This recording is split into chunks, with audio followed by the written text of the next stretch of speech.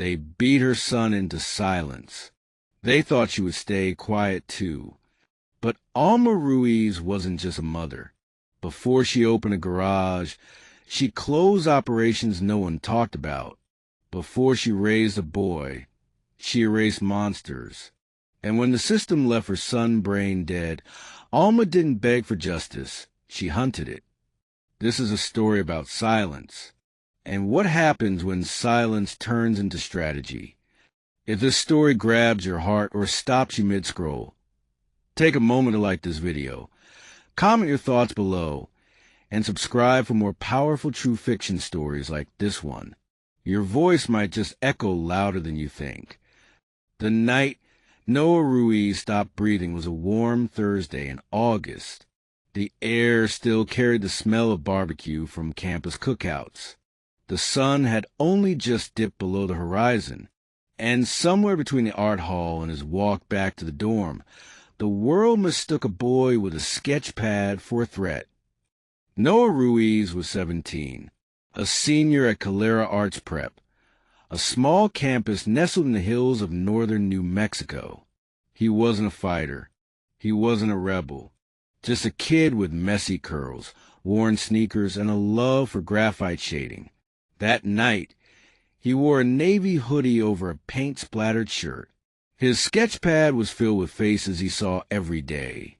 The lunch lady, the janitor, a stray dog that slept near the west gate.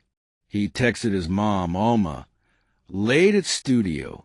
Don't wait up. At 8:41 p.m., campus security received a vague call. Possible narcotics sale near Fine Arts Courtyard. Hispanic male. Hoodie. Backpack. It could have been anyone. It was Noah. 2 campus officers responded. Bryce Hanover, 38, and Kevin Davis, 29. Hanover had a record of excessive force complaints. Davis was new but eager to impress. Noah didn't resist. He didn't run.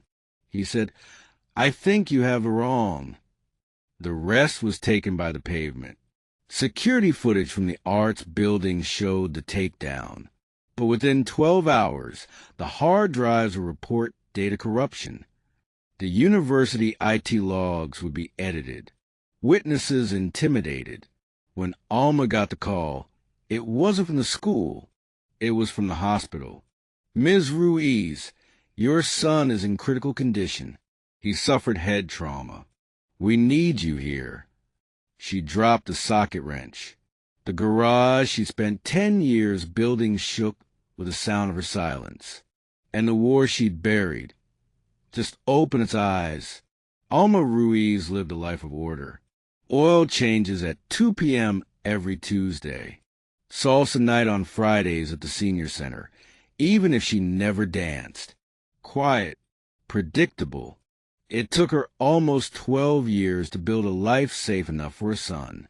But before all this, Alma wasn't fixing engines. She was fixing people or breaking them. Before Noah, Alma worked under a contract name no longer listed in defense databases. She had a level 6 clearance, trained in counterintelligence operations, psychological warfare, and low-noise asset removal. She had disappeared enemies in foreign markets using only burner phones, fake birth certificates, and social habits traced across weeks. She retired after a botched sting in Dubrovnik left 2 civilians dead, including a teenage boy the same age Noah is now. She turned in her badge, traded surveillance drones for socket wrenches, bought a small garage on the southern edge of Calera, patched up her father's old house, and raised Noah with as much silence as safety. But now the silence was back. Only this time, it came with machines keeping her son alive. Noah's hospital room was sterile, all beeps and blinking green lines. But Alma's eyes were reading a different screen, the blank one in her mind, where her training resurfaced like blood rising in water. She began to assess. Officer names, timing of response, jurisdictional limitations, campus camera layouts. Emergency radio chatter. She knew exactly what was missing from the official story, and she knew where to find the truth the system had buried. I told them I was done, she whispered, holding Noah's pale hand. But maybe I was just waiting. That night, Alma didn't sleep. She opened the garage. She pulled back the hydraulic lift, and beneath the floor panel she'd welded shut 10 years ago, her past blinked back at her. Still waiting. An old Pelican case. Inside, a 9mm Beretta, a thin black folder marked erased, a map with hand-drawn symbols, and a thumb drive she hadn't touched since Noah was in diapers. Alma stared at it all, then slowly reached inside, and the person she buried, one alias at a time, woke up with purpose. There are two types of ghosts, the ones that haunt because they can't let go, and the ones that return because someone opened the door. Alma Ruiz wasn't haunted. She was summoned. 3 days after planting herself inside the campus, Alma stood in her garage at 2:13 a.m., staring at the metal cabinet she once swore she'd never unlock. In her hands, a photo of Noah in kindergarten, paint all over his cheeks, holding a picture of her as Supermom. She unlocked the cabinet. Inside was everything that had made her dangerous once. A disassembled Beretta M9, custom balanced, marked with faint serial alterations. A case of burner phones, already loaded with signal-bouncing protocols. A small hard drive marked with a red X. Folded maps of the Calera area with old tactical routes sketched over new developments. She laid everything on her workbench like instruments for a surgery no one wanted to admit was necessary. Then came the list, a piece of thick paper, handwritten. Across the top, Echo Protocol, do not activate. She crossed out the words with a single line, then wrote above it, active. The first name she circled, Lieutenant Bryce Hanover. Next to it, she wrote, 5 feet 11 inches, 198 pounds. Off-duty habits. Gym at 6:15 p.m. Drinks at Gators Lounge on Wednesdays. Known vehicle, black Dodge Charger. Badge tag 0845. Then, Kevin Davis, new hire. Follower, not leader. Nervous energy. Never looked straight at authority. Alma didn't need to beat them. She needed to dismantle their perception of invincibility. She started with Hanover. That Friday night, Hanover left Gator's Lounge half drunk, muttering into his phone, unaware that the front tire of his car had a silent tracker secure behind the fender. Inside his glove box, he'd later find a photo of himself standing over Noah's unconscious body, a photo that should have been erased, unpublished, but Alma had it, a duplicate leaked from the university's emergency backup system. She knew where to look.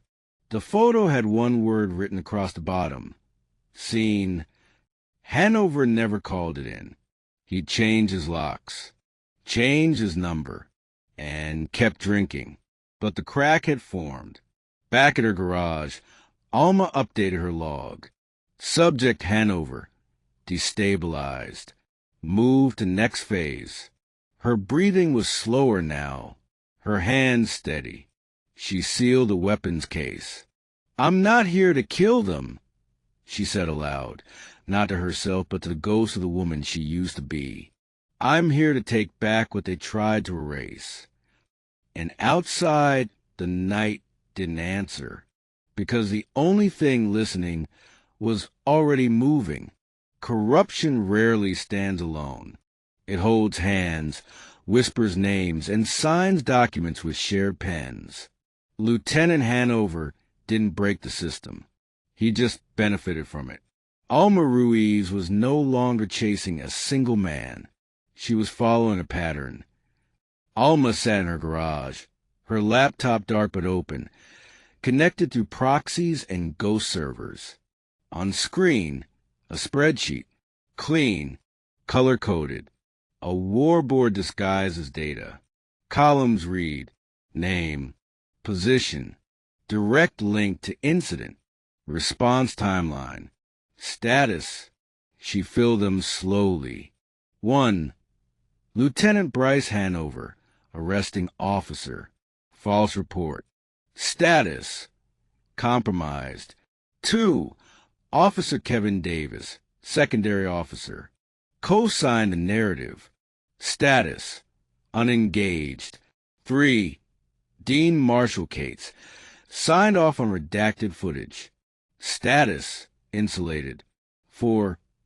District Attorney Eleanor Briggs, declined to open criminal investigation. Status, protected. 5. University Chief of Security Ronald Creel, deleted original keycard access logs. Status, exposed. Alma printed each name onto heavy paper stock. She didn't draw lines between them. She didn't need to. They had built the system together. The hardest to reach wouldn't be Hanover or Davis. It would be Briggs. The day. Alma knew her type, not the kind to take bribes. The kind to look away while others did. Every cover-up has an administrative backbone, Alma murmured. The people who never touch the blood, but authorize a mop. She switched to her burner, dialed an encrypted line. A man picked up. "It's me," she said. "I wonder when you call," he answered. "I need access to court record suppression logs. Names, timestamps, revisions. Anything Briggs sealed." He hesitated. "You know that makes you traceable. Only if I make mistakes. And I don't." Click. The next morning, Alma received a small parcel under the hood of her truck. Inside, a microdrive labeled "Be Redline." Files confirmed what she suspected. The DA had received the initial police report, had seen the inconsistencies, had moved to deprioritize the case, and signed off on an internal university handling recommendation. The signatures were there. So were the emails. So was her silence.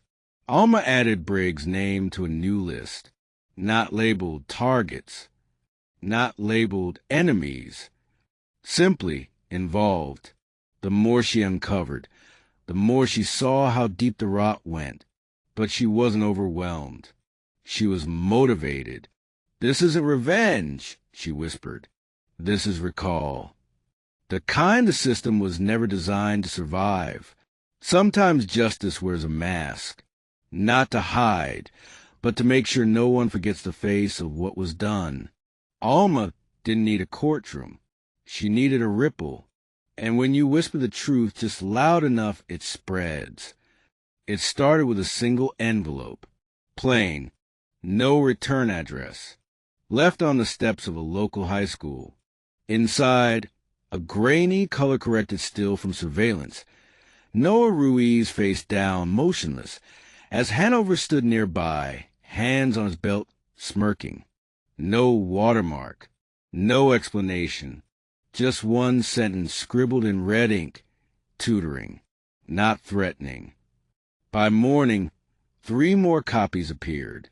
On the windshield of a university trustee, on the mural wall across from Calera Police HQ, folded into a bouquet at the DA's public speaking event. No one claimed it.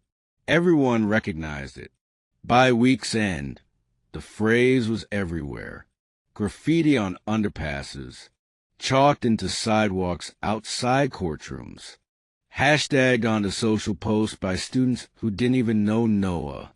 Hashtag tutoring not threatening trended. Art students posted sketches of Noah's last project, a hand holding a pencil, bleeding ink. A street artist painted a 30-foot mural of Noah with a sketch pad, shadowed by police boots. Alma never posted a word, but she monitored every reaction. She built a web of usernames, hashtags, repost cycles. She even noticed which reporters reshared the footage and which ones deleted it silently. She categorized them all: amplifiers, suppressors, observers. Then she moved the needle again. A 47-second video leaked. No narration, no effects, just raw body cam footage of Officer Davis nervously adjusting his vest while Hanover shouted. He matched the description. End of story. The video ended on Davis whispering he had a sketchbook. That was the last push. Parents started emailing the school board. Teachers brought it up in faculty meetings. A student paper ran the headline, "The system drew first blood." Alma didn't celebrate. She strategized, because exposure was never the end. It was just the softening. The public was waking up. But the people responsible? They were just starting to squirm. "You made him a symbol," Alma said one night in the dark, watching a live stream rally from a borrowed tablet. "Now I'll make sure you wear like a shroud." And in the alley behind the bar, where Hanover drank every Wednesday, a new flyer went up. One image: Noah's broken glasses. Captioned, "Still watching." Fear doesn't just live in dark alleys or gun barrels. It lives in the silence between footsteps. In the moment a confident man realizes he's no longer alone. Alma didn't shout her warning. She let it settle like dust in their lungs. Lieutenant Hanover stopped sleeping. He stopped jogging in the mornings. He stopped leaving his drink unattended at bars. After the flyer of Noah's glasses appeared in the alley behind Gator's Lounge, Hanover filed a vague police report, harassment, maybe stalking, but never followed up. The department brushed it off, said the flyers were probably student activists, said the footage had been taken out of context, said public opinion would blow over. It didn't. A week later, his front door camera recorded someone slipping another envelope through his mail slot. Inside, a copy of the full incident report he thought had been sealed. Except this version had every falsehood underlined, every contradiction highlighted.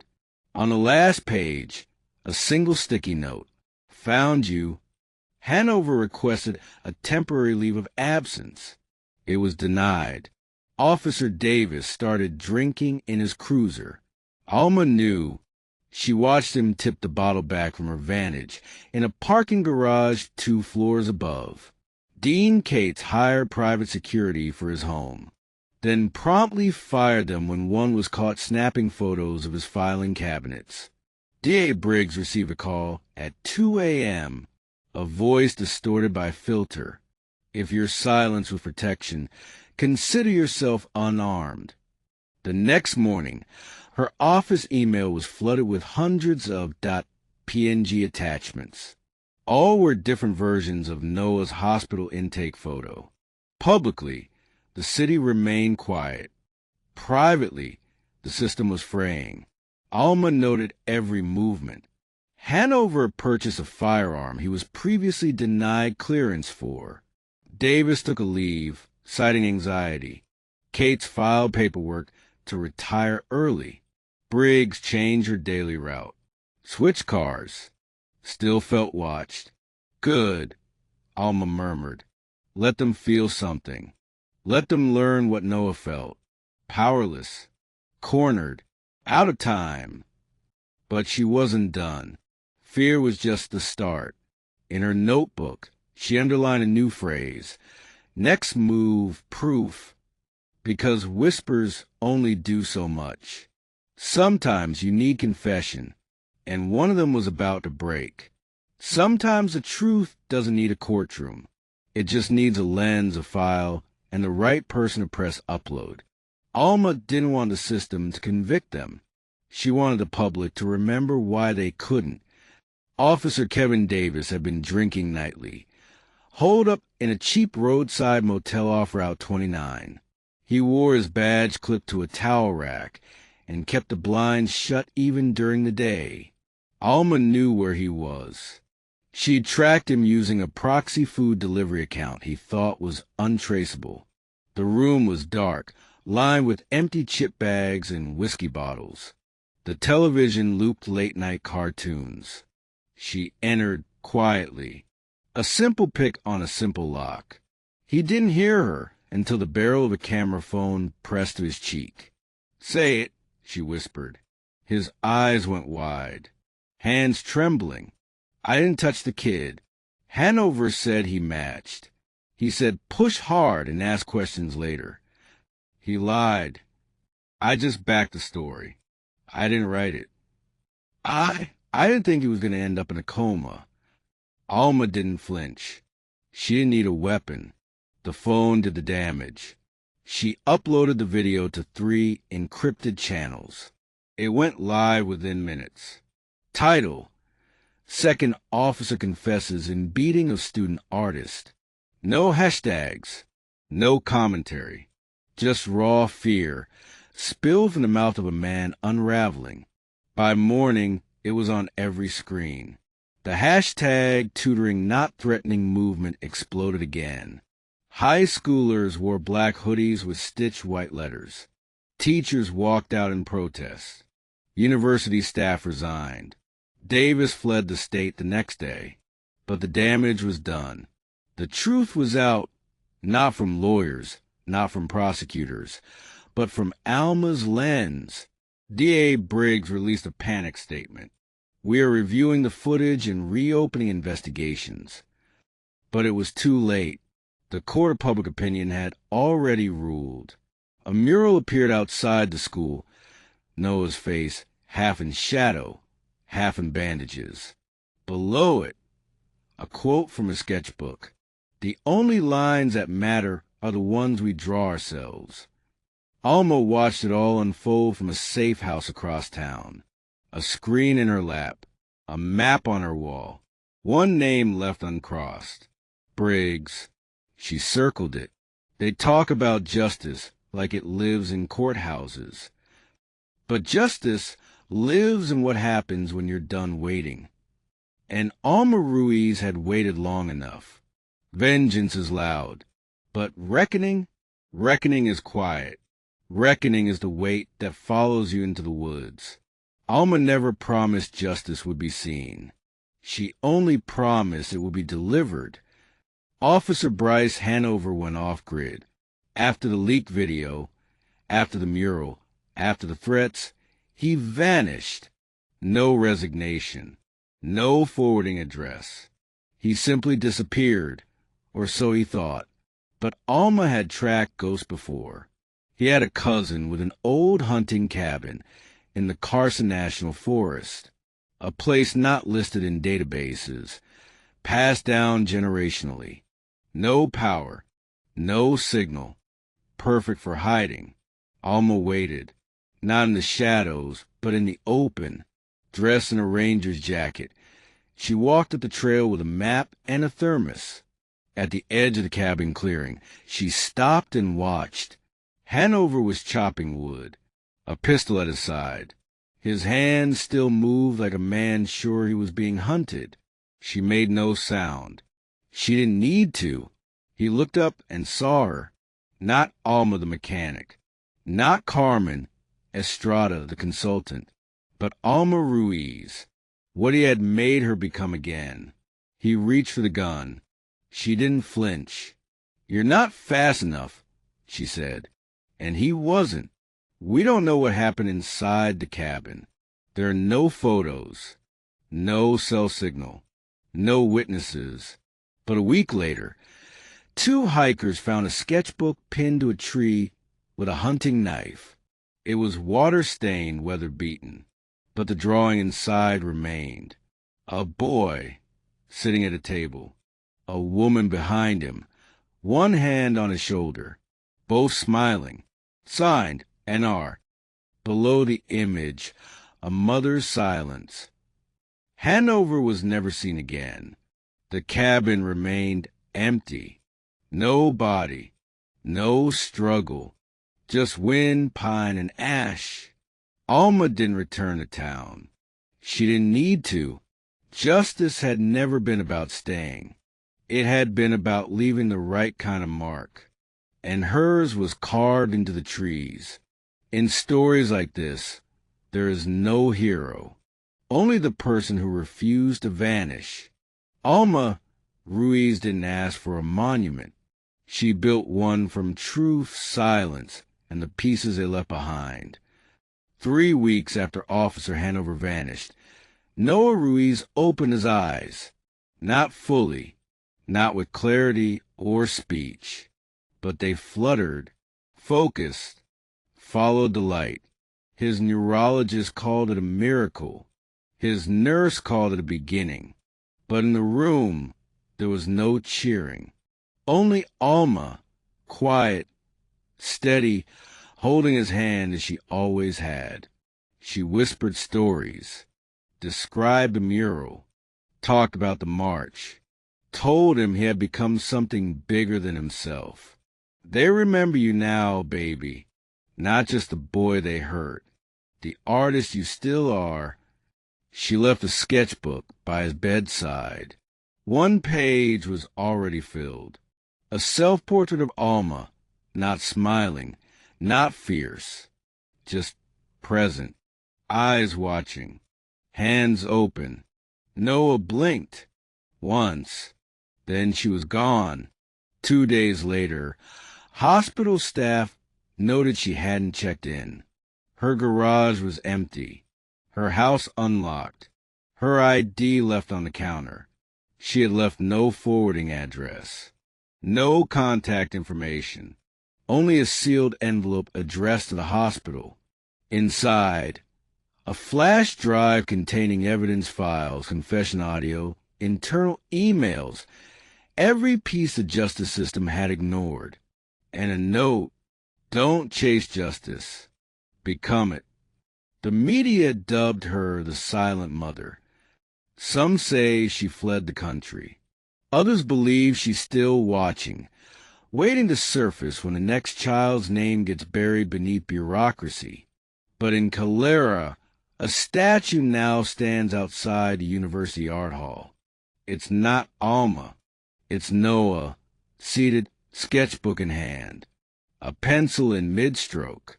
Behind him, cast in shadow, a figure you almost miss, watching over him. No plaque, no title, just a single etched phrase at the base. Still here. She vanished without applause. No headlines, no trial, just justice carried out in silence.